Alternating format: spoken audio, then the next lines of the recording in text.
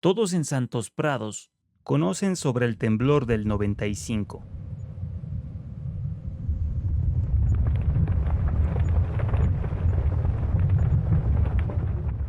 Fue un suceso espantoso, grabado en la memoria de quienes éramos niños en ese entonces. El rugido de la tierra, profundo y aterrador, aún resuena en mi mente. Fue como si una maquinaria gigantesca se hubiera descontrolado bajo nuestros pies. Aquellos segundos se hicieron eternos, burlándose de las lágrimas de nuestras madres, que nos abrazaban y rezaban desesperadamente. Aunque el sismo dejó pocas víctimas y los daños no fueron tan graves para su magnitud, la ciudad quedó marcada. Surgieron cicatrices como fisuras en las calles y algunas casas se hundieron en terrenos inestables. Lo más extraño fueron las pequeñas cuevas que aparecieron en distintos puntos de la ciudad, oscuros huecos en los que apenas cabía una persona. Con el tiempo comenzaron a circular rumores. Se decía que de esas aberturas emergían ratas, insectos y enfermedades. Pero había una cueva en particular, abierta en una peña junto al camino que conectaba los barrios del sur con el Instituto Nepente al occidente de la ciudad. Los rumores sobre esa gruta eran inquietantes. Se decía que desde su insondable oscuridad brotaban susurros, llamados que atraían a los transeúntes solitarios, muchos de ellos estudiantes, que al responder al llamado de esa oscuridad desaparecían o regresaban con trastornos que los alteraban para siempre.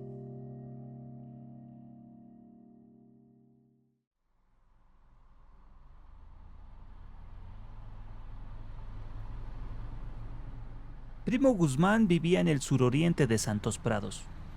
Desde muy pequeño había aprendido a leer las lógicas de la vida, y para él los desafíos eran simples ecuaciones a resolver.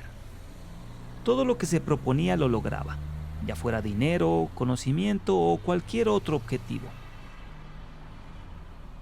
Paralelamente, Primo era optimista y creía firmemente en la suerte. Siempre apostaba a ganar, ya fuera en un partido de fútbol, en una partida de canicas o incluso en los videojuegos. Pero había un área donde su rigurosa metodología y su fe en el azar confluían: el amor. El amor constituía su gran campaña y su mayor apuesta. Primo no dejaba que nadie decidiera por él, ni siquiera sus padres. Así fue como eligió estudiar la secundaria en el Instituto Nepente, a pesar de la distancia y del incómodo trayecto para llegar a ese instituto. Muchos preferían optar por otros institutos, pero Primo veía en la lejanía del Nepente algo más que un simple trayecto. Para él, ese lugar lejano representaba una senda hacia la libertad, un alejamiento de lo familiar y lo cotidiano. No es que el hogar le desagradara, sino que sentía una necesidad profunda de desprenderse de su confort habitual para abrazar nuevas experiencias. Las clases iniciaban a la 1 de la tarde y terminaban a las 6. Al principio, Primo iba y venía en autobús, pero un día decidió regresar caminando.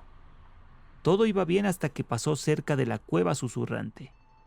Habría seguido de largo, pero un susurro se dejó notar desde la oscuridad. Primo, primo. Él se detuvo, creyendo que alguno de sus compañeros del instituto le estaba gastando una broma. Se acercó lentamente, pero al llegar, el susurro se apagó. Se quedó un momento observando la oscura entrada de la cueva. Cuando decidió continuar con su camino, los susurros volvieron. Primo, tienes demasiada suerte para ser tan joven. ¿Quién está ahí? Preguntó Primo con curiosidad. ¿Quieres conocerme? Apuesta conmigo. ¿Y qué quieres apostar? Tu alma. La sonrisa de Primo se desvaneció por un momento, pero luego recuperó el tono irónico. Esa es una apuesta muy alta. Pero, ¿qué ganaría yo? Lo que más anhelas, el amor de la mujer más hermosa. Primo frunció el ceño. Quiero verla primero. Todo a su tiempo. Ella saldrá de la cueva cuando aceptes la apuesta. Primo se cruzó de brazos mirando hacia la cueva con cautela. ¿Y si no me parece la más bella? Replicó. Lo será, primo. Esa es precisamente la apuesta. Deberás enfrentarte a su belleza y resistirla. Si puedes mirarla y aún así no te parece la más hermosa, entonces habrás ganado. Si logras resistir, ella será tuya completamente. Su amor será tuyo para siempre. Pero cuidado, primo, porque si fallas, si sucumbes a su encanto, tu alma será mía. Primo, aún confiando en que todo aquello era una broma, aceptó la apuesta con una sonrisa, y sin advertencia alguna, el juego comenzó. De la cueva emergió una mujer de cabellos rojizos que le caían como llamas sobre los hombros. Su piel, luminosa y clara, parecía brillar con luz propia. Sus labios, llenos y suaves, evocaban el encanto de un fruto maduro, muy deseables. Su sola presencia generaba un profundo anhelo, un deseo que crecía con cada gesto, como si cada paso y cada mirada revelaran un mundo lleno de secretos que invitaban a ser descubiertos. Primo sintió fuertes impulsos por poseerla, por besar su piel y fundirse con ella, como si su unión fuera la respuesta a un anhelo antiguo, uno que le fue otorgado incluso antes de nacer. El joven estudiante no tuvo tiempo de pronunciar palabra. En menos de un parpadeo ya se encontraba entre los brazos de la mujer. Ella lo besó, y él, sumergido en la tibia dulzura de sus labios, se abandonó en el encanto. La dulce humedad de su boca lo envolvía en una sensación que borraba el mundo exterior, dejándolo atrapado en un presente eterno, donde solo existían los dos. De pronto, mientras aún la besaba, un sonido irrumpió en su mente. Era una voz. Era la voz de la cueva que decía: He ganado. Tu alma es mía. Al escuchar esas palabras, algo en su interior reaccionó. Instintivamente se aferró a su lógica, esa fuerza innata que siempre lo había guiado en su proceder. Desde lo profundo de aquel espacio sombrío al que había sido arrastrado, su mente emergió con esfuerzo hasta que golpeó la realidad. Al abrir los ojos, lo que antes era una bella figura femenina se había transformado en una sombra, una especie de fantasma oscuro. En ese momento, Primo vio con claridad cómo su propia alma salía de su pecho y el espectro la sostenía con una frialdad implacable, tirando de ella lentamente hacia la oscuridad de la cueva. De repente, unos pasos resonaron en la distancia. Provenían del instituto. La criatura, al escucharlos, se detuvo en seco. Algo en el aire había cambiado. Parecía que el espectro podía percibir la presencia de quien se acercaba, y una mueca de desagrado apareció en su rostro incorpóreo.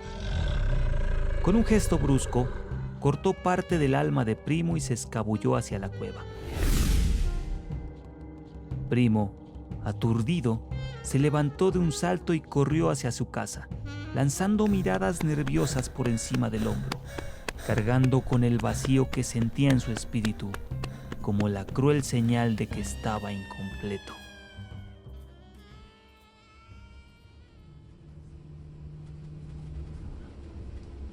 En los días siguientes, una inquietante sensación lo envolvió, como si la sombra le susurrara al oído, siempre presente pero invisible. Era claro que estaba conectado con la criatura de la cueva. Así entonces, Primo decidió tomar el autobús para ir al instituto y regresar.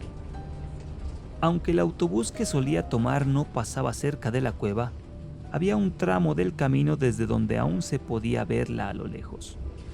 Durante semanas, este se convirtió en un hábito incómodo.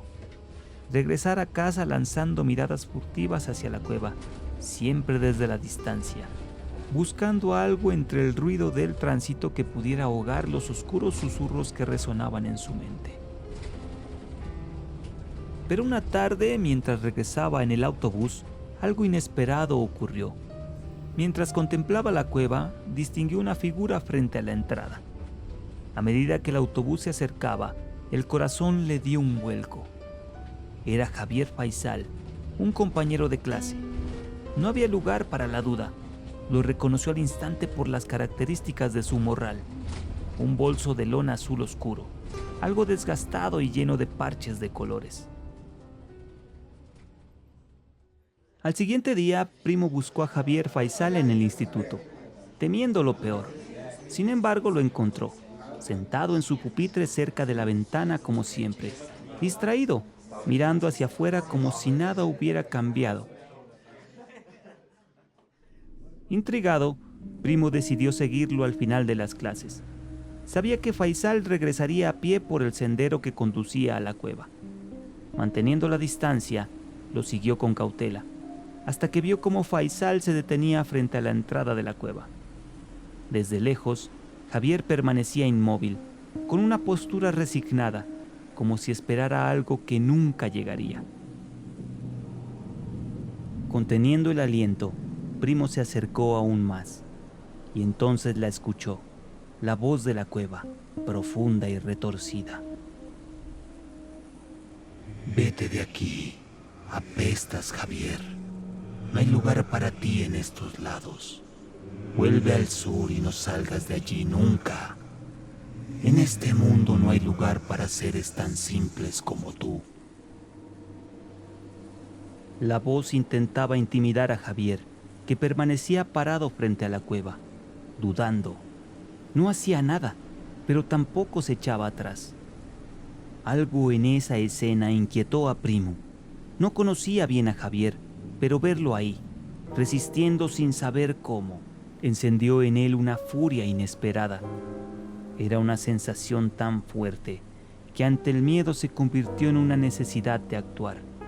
Sin pensarlo demasiado, avanzó con los puños cerrados y el corazón acelerado, listo para enfrentarse a la criatura.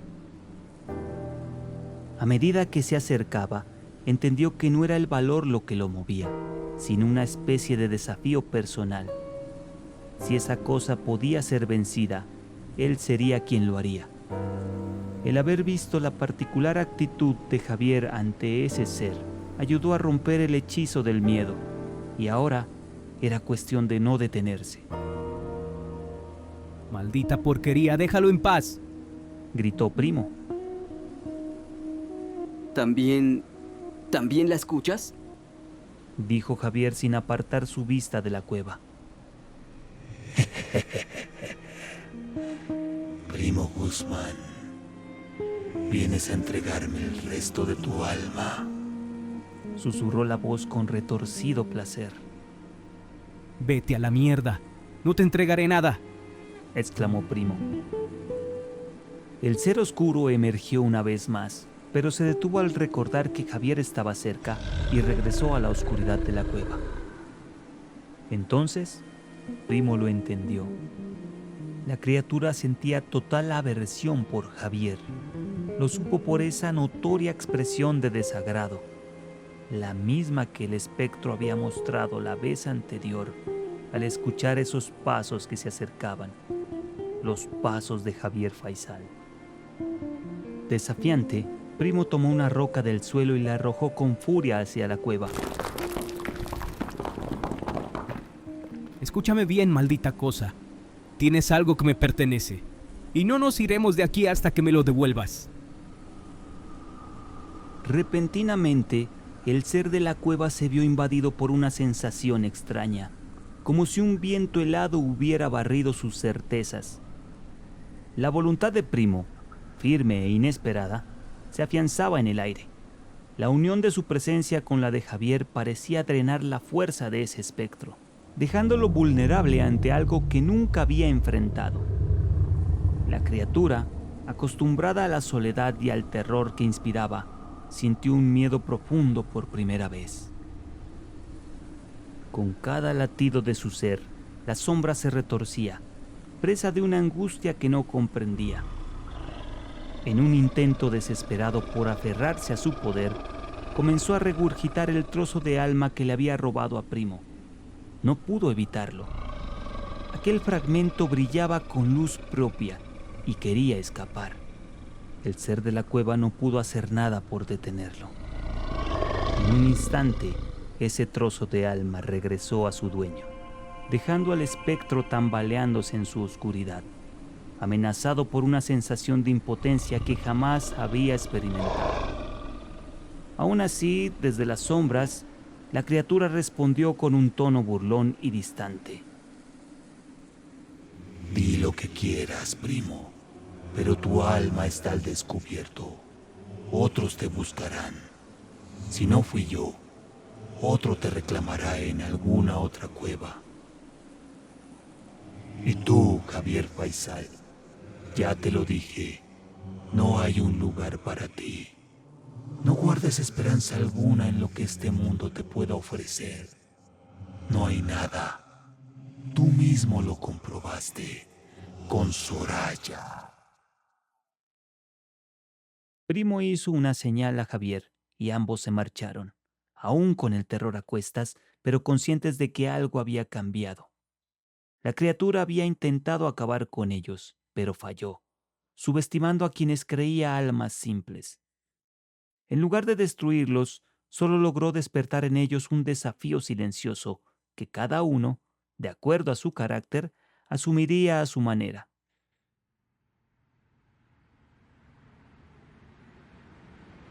Cuando llegaron a una esquina en la que tomarían caminos diferentes, Primo rompió el silencio. Mi alma no está al descubierto. Y tú tampoco estás perdido, Faisal. Esa criatura quería que pensáramos que estamos condenados. Pero no es así. Nosotros somos dueños de nuestro propio destino. Y este mundo nos pertenece. Javier lo observó, con la duda aún colgando en sus ojos. ¿Y si tiene razón? Preguntó con voz baja, casi en un susurro. Primo esbozó una sonrisa tranquila. No lo creo. Hoy enfrentamos al mal y lo ahuyentamos. No sé, no estoy tan seguro. Dijo Javier muy pensativo, no solo en los juicios que esa criatura había lanzado sobre él, sino también en ese extraño rechazo que la criatura le demostraba. Sintió decepción, porque además de la gris realidad, los seres fantásticos también venían con sus imposibilidades. Yo estaba aterrado.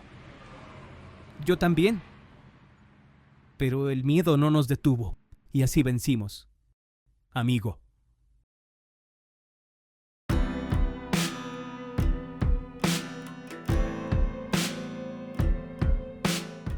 Desde aquel día, Primo y Javier forjaron un pacto. Acordaron ir al instituto y regresar juntos, decididos a enfrentar lo que se escondía en la cueva. En Primo, el optimismo y la valentía se afianzaron después de ese encuentro con la sombra. Cada paso lo llenaba de confianza y de una férrea rebeldía ante el miedo.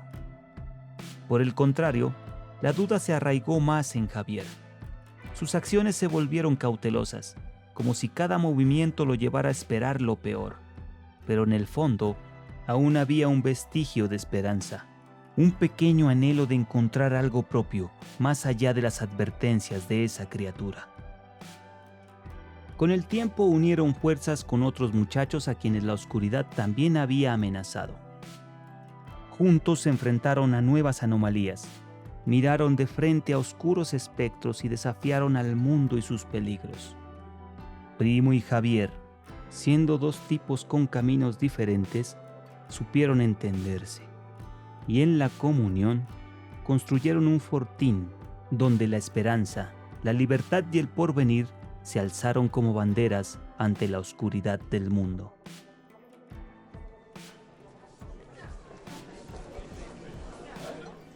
Recuerdo bien el camino hacia el instituto. Lo recorrí durante años. La cueva nunca me susurró, pero sí encontré otros peligros, mucho más tangibles. No eran demonios los que me acecharon al regresar a casa, sino figuras humanas escondidas entre las sombras, dispuestas a robarme el poco dinero que llevaba o a burlarse de mi temor cuando apuraba el paso. Otras veces eran perros callejeros, que hambrientos y agresivos me seguían con la mirada fija y los dientes listos para atacar. Y el frío era otro cruel enemigo que te calaba los huesos en las tardes de invierno, en donde la única opción que tenía era correr para llegar a casa antes de que la oscuridad lo cubriera todo. Quizá fue en esa realidad tan concreta y despiadada donde la amistad entre Primo y Javier encontró su lugar, lejos de los mitos y las historias de otros. Sabían que en ese largo y desierto trayecto las alianzas no eran un lujo, sino una necesidad impuesta por las circunstancias. Los peligros no venían con rostro de leyenda, sino con la brutal sencillez de quienes acechan en las sombras. Creo que entre esos dos amigos, el compañerismo se forjó como un escudo imprescindible. No se trataba solo de ser amigos, sino de entender que juntos tenían más posibilidades de atravesar la noche sin perderse. Porque, al final del día, cuando las luces de las casas comenzaban a titilar y la ciudad quedaba sumida en su frío silencio, no quedaba mucho más a qué aferrarse, salvo la presencia del otro, caminando a tu lado.